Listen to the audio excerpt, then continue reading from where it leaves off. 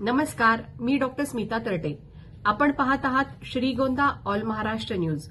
आपण जर चॅनेलला नवीन असाल तर लाईक करा, सबस्क्राईब करा आणि पुढील ग्रुपला पाठवा. आजची बातमी. कोरोनानंतर जे सर्व ज्या ठिकाणी परिस्थिती असताना सुद्धा या कालावधीमध्ये अतिशय चांगल्या पद्धतीचं काम करण्याचा प्रयत्न आमच्या या सगळ्या सरपंच, उपसरपंच सर्व बॉडीने केलेला आहे. आणि आज या ठिकाणी